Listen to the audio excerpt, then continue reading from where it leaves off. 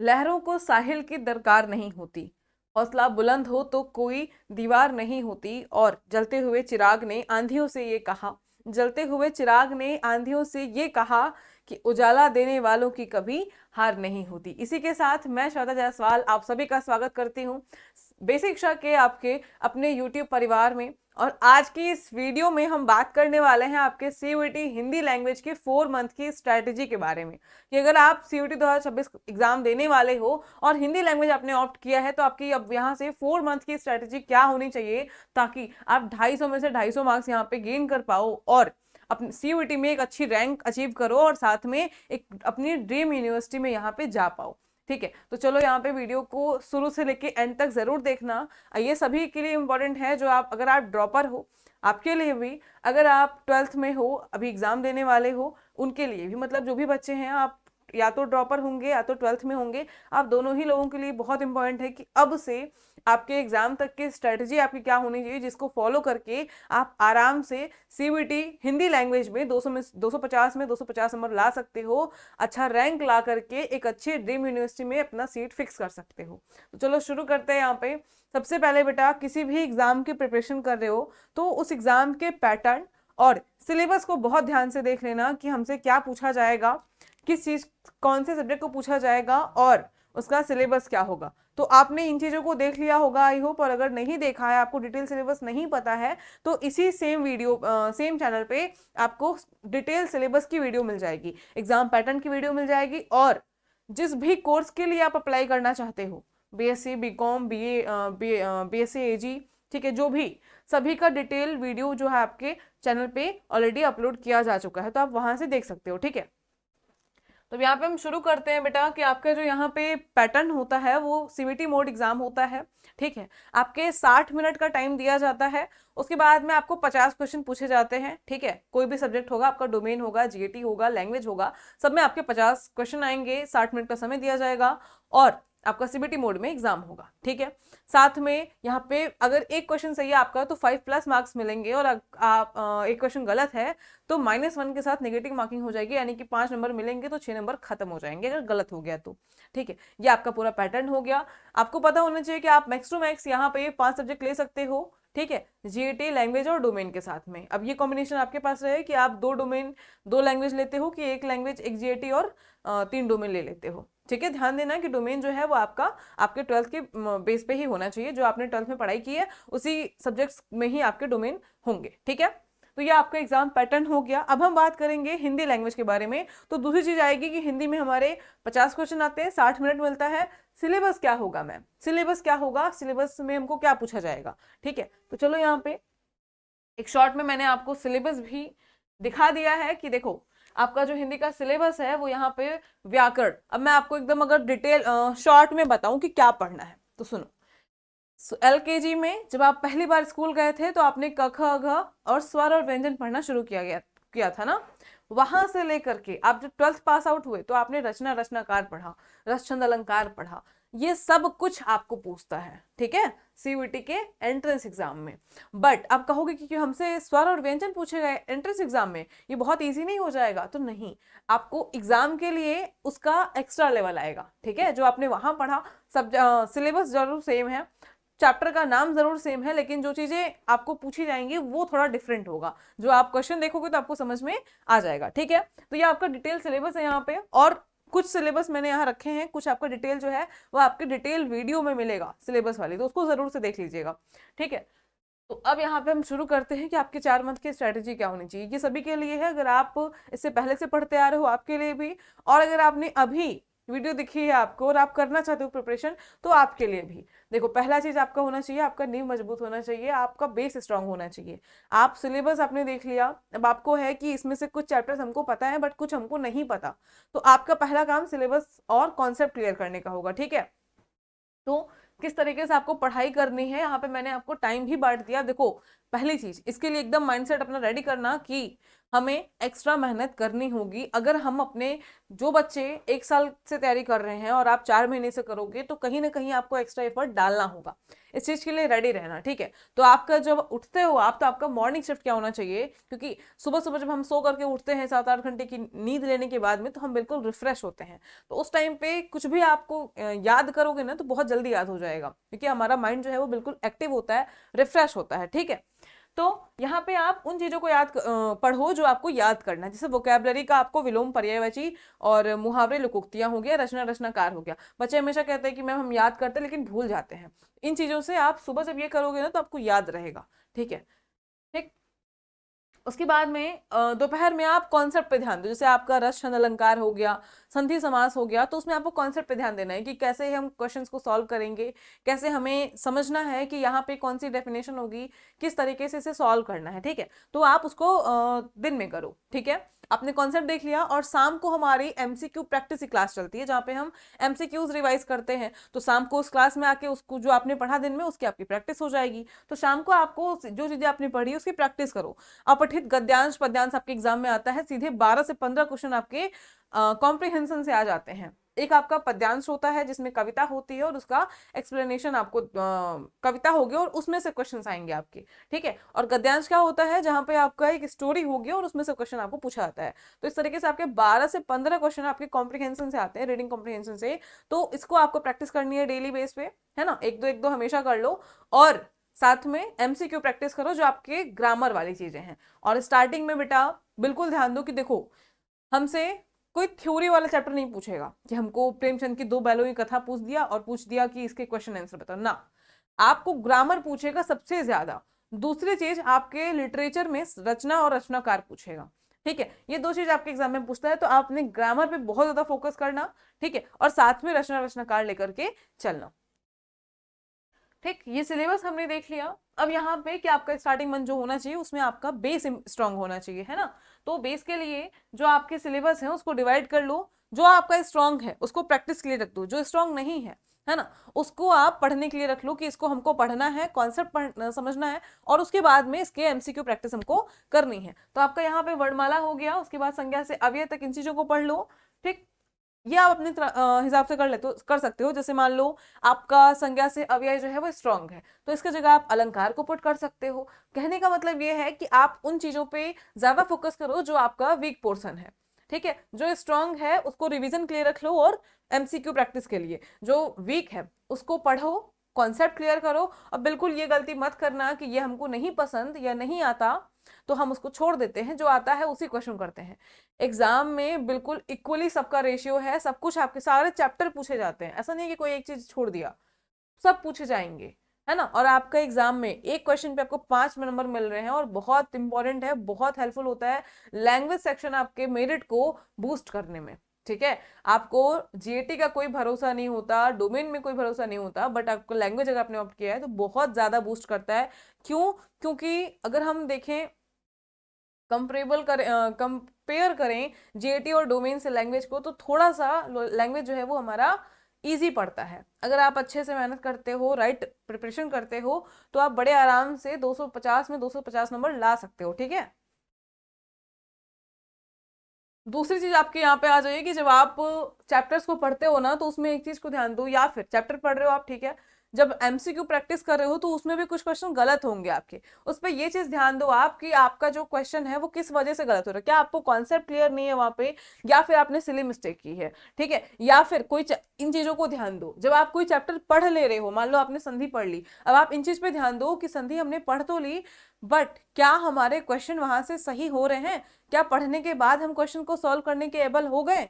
इन चीजों को ध्यान दो, ठीक है। मतलब ऐसा नहीं कि बस एक रट्टू तोता की तरह पढ़ते जाओ, क्या रिजल्ट आ रहा पता नहीं। उसको देखो कि अगर मैंने 1 घंटा समय दिया है, मैंने पढ़ा है, तो मुझे समझ में आ गया कि नहीं, मैं क्वेश्चन कर पा रहा हूँ या कर पा रही हूँ कि नहीं, ठीक है। ये आपको ध्यान देना है, ठीक है। डीपली एनालिसिस करो, डीपली उसको पढ़ो। ये नहीं कि ऊपर ऊपर से पढ़ लिए, बस एक कोरम नहीं पूरा करना कि अच्छा पहले मंथ में सिलेबस पूरा करना है, अब कुछ भी करके हमको सिलेबस पूरा कर लेना, ये चीज नहीं करनी है। आपका एग्जाम है, नंबर आपको मिलेगा, एडमिशन आपका होगा, और आपका सपना पूरा होगा, तो किसी और को कुछ नहीं मिलेगा। तो अपने आप से ऑनेस्ट रहना, चैप्टर जब तक अच्छे से पढ़ना, ठीक है ना।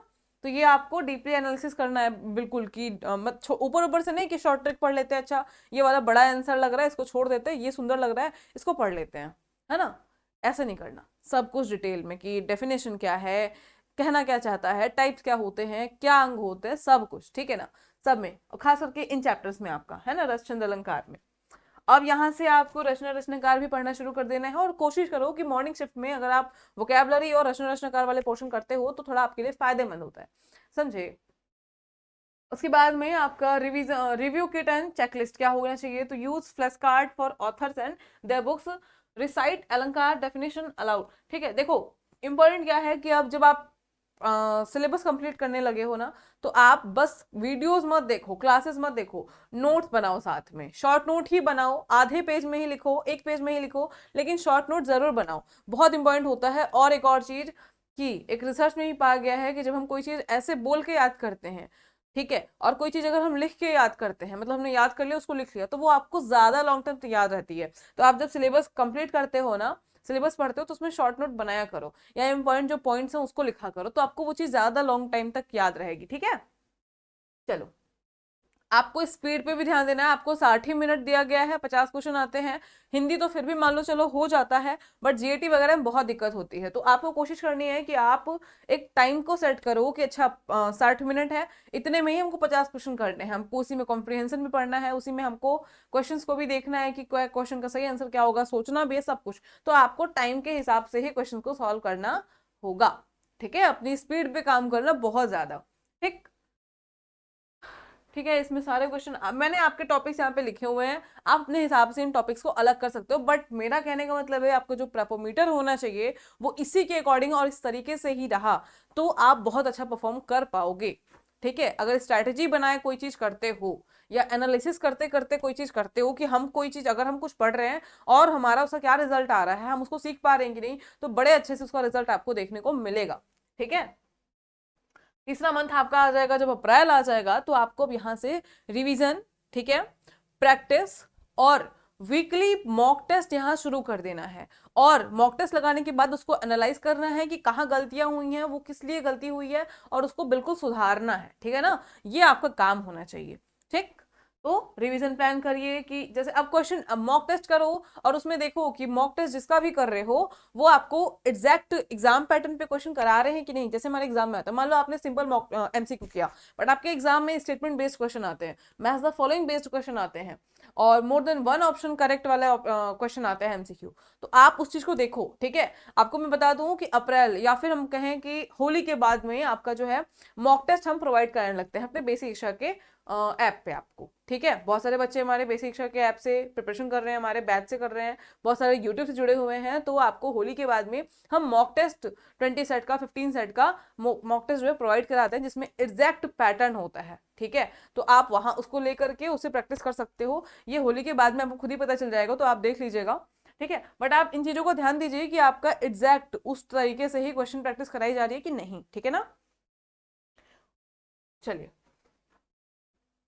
उसके बाद में फाइनल आपको क्या होना चाहिए कि फुल सिलेबस क्विक रिवीजन, मतलब कि आपको वही करना है कि आपको पहले रिवीजन करना है फटाफट से, कि हमने जो पढ़ा, देखो रिवीजन करना बहुत इंपॉर्टेंट है, आप पढ़ते जाते हो, बहुत सारी चीजें हैं, आपको डोमेन पढ़ना है, आपको जीटी पढ़ना है, जीटी में भी आपको स्टैटिक जीके पढ़ना है, न्यूमेरिकल एबिलिटी पढ़ना है, रीजनिंग पढ़ना है, हिंदी लैंग्वेज पढ़ना है, इंग्लिश लैंग्वेज पढ़ना है, जो भी पढ़ना है, कई चीजें हैं ना, कई चैप्टर्स हैं उसमें, कई फॉर्मूला है, तो आपको रिवीजन करते रहोगे ना तो याद रहेगा, एक चीज छोड़ दोगे तो नहीं याद हो पाएगा, और सिली मिस्टेक करके चले आओगे, ठीक है। तो इन चीजों का ध्यान दो कि रैपिड रिवीजन नहीं करो, 10 ही मिनट खोल लो कोई चैप्टर, लेकिन करो। अब ये तुम्हारा फायदा कब होगा कि जब तुम शॉर्ट नोट बनाए रहोगे, ठीक है। अब तुम्हारे पास, तुम अगर शॉर्ट नोट बनाए हो, कोई चैप्टर है उसको समअप करके एक पेज में लिख लिए, अब एक पेज पढ़ने में कितना टाइम लगेगा, 5 मिनट, 10 मिनट, आराम से रिवीजन करके आगे बढ़ जाओगे, रिवीजन भी हो गया, ज्यादा मेहनत भी नहीं करनी पड़ी, और बहुत खोजना भी नहीं पड़ा, और ये शॉर्ट नोट आपको लॉन्ग टर्म में काम आएगी, है ना। ठीक है, देखो मैं आपको बताऊं कि जो अभी आप प्रिपरेशन कर रहे हो ना, लैंग्वेज की, रीजनिंग की, न्यूमेरिकल एबिलिटी की, स्टैटिक जीके की, ये जो आगे कॉम्पिटेटिव एग्जाम्स होते हैं आपके ग्रेजुएशन के बाद में, वहां पे भी आपको ऐसे ही पूछता है। लेवल थोड़ा अप हो जाएगा, बट आपके 30 to 40% जो है वो सेम रहते हैं, तो आपको 30-40% तो फायदा हुआ ना, आपको आगे 60% पढ़ना होगा, वो भी आपके यूजी के लेवल का रहेगा, वो भी आपको थोड़ा बहुत याद ही रहेगा, ठीक है। चलो, तो यहाँ पे आपको full focus on weak areas आपको यहाँ पे ध्यान देना है, डेली मॉक टेस्ट करना है, एनालाइज करना है कि क्या हमारा रॉन्ग हो रहा है, क्या करेक्ट हो रहा है, कौन सा हमारा स्ट्रॉन्ग पोर्शन है, कौन से क्वेश्चन हमारे क्वेश्चन सॉल्व हो जा रहे हैं और हम उसको अच्छा करेंगे। ठीक है, इन चीज़ों पे आपको यहाँ पे ध्यान देना है। ठीक, and the last, smart revision करने के लिए शॉर्ट नोट आपको बनानी है। आपको देखो एक चीज मैं बताऊं, कभी कभी चीजें कुछ लोग, सबका अपना तरीका होता है। जैसे मुझे क्या होता है कि मुझे चीजें याद करती हैं, सुन करके याद हो जाती हैं। ठीक है, मैंने कोई सॉन्ग सुना, मैंने किसी से कोई बात सुन ली, तो मुझे वो याद हो जाएगा। तो मैं क्या करती थी पहले, जब मुझे पढ़ना था अपने 10th वगैरह में, ठीक है, तो मैं जब किसी चीज को याद करती थी तो मैं वहां पे ऑडियो जो है ऑन करके रख देती थी। ठीक है, ऑडियो रिकॉर्डर। अब वहां पे जो मैं पढ़ रही हूँ थोड़ा सा मैं ध्यान से पढ़ती थी, लाइन बाय लाइन, और मैं जो पढ़ रही हूँ वो रिकॉर्ड हो रहा है। उसके बाद मैं मान लो स्कूल जा रही हूँ साइकिल से, रास्ते में हूँ, तो मैंने ईयरफोन लगा लिया और सुनते हुए जा रही हूँ। या फिर मैं ऐसे खाली हूँ, बैठी हूँ, खाना खा रही हूँ, तो उसमें मैंने सुनते लगा लिया। या फिर मैं 10 मिनट 15 मिनट वॉक कर रही हूँ तो मैं उसी को सुन रही हूँ। तो वो चीज़ मुझे जल्दी याद होती है ना। कॉपी बंद करके कॉपी खोल के रटने से ज़्यादा मुझे सुन के याद होती है। तो आप इस मेथड को ट्राई ट्राई कर सकते हो कि हम आप भी कोई चीज़ पढ़ो तो ऑडियो रिकॉर्डर ऑन कर दो, और उसके बाद में जब भी आपको टाइम होता है, जब भी आपको खाली टाइम होता है, मतलब आपको कॉपी लेने की जरूरत नहीं है। फिर आप जैसे वीडियोस देखते हो, सॉन्ग सुनते हो, उसकी जगह आप उस चीज़ को सुनो, आपको याद हो जाएगा, है ना। ये भी एक तरीका होता है याद करने का। शॉर्ट नोट्स बनाओ। टीचिंग मेथड, आप किसी को पढ़ा करके भी रिवाइज कर सकते हो। ठीक है, आप कोई भी चीज किसी को आप एज्यूम कर लो, मान लो कोई किसी को पढ़ाना है आपको अलंकार के बारे में, आप कमरे में बैठ गए, फिर शीशे में ही देख करके, ठीक है, मिरर के सामने खड़े हो जाओ, या ठीक है, और मान लो कि कोई बच्चा है आपके सामने और उसको पढ़ाना है आपको अलंकार, तो अलंकार में बेसिक से शुरू कर दो, डेफिनेशन क्या होती है, टाइप कितने होते हैं, तो आप खुद रिविजन कर लोगे। समझे। एलिमिनेशन मेथड, ये मैं हमेशा अपने एमसीक्यू क्लासेस में आपको सिखाती हूँ कि जब भी आपके एग्जाम में, देखो मैं हमेशा इस पे बिलीव करती हूँ कि आपको किसी भी एग्जाम के लिए 100% सिलेबस कवर करने की जरूरत नहीं होती। मान लो बाई चांस आपके 80% भी सही है, और कभी भी आप किसी भी एंट्रेंस एग्जाम का 100% सिलेबस कवर नहीं कर सकते हो।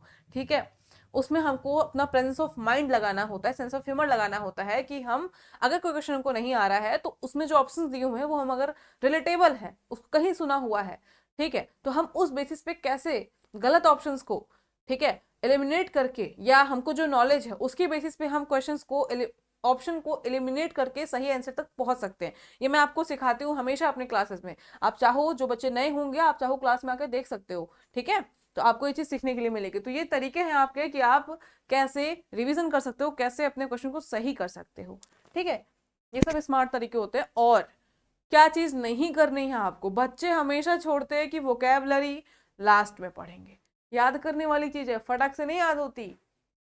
वोकैबलरी को आखिरी हफ्ते के लिए छोड़ना बहुत गलती है ना। आपको स्टार्टिंग से उसको थोड़ा थोड़ा करके लेते हुए चलना है, और फिर वो याद होता है। ठीक है, कभी किसी क्वेश्चन में नहीं पूछा है कि इनमें कौन सा भाववाचक संज्ञा नहीं है। अब आपने देखा भाववाचक, आपके माइंड में आ गए, भाववाचक पूछा है, किसमें भाववाचक है, आपने सही कर दिया कुछ और क्वेश्चन था कुछ और, है ना, वो गलती हो गई।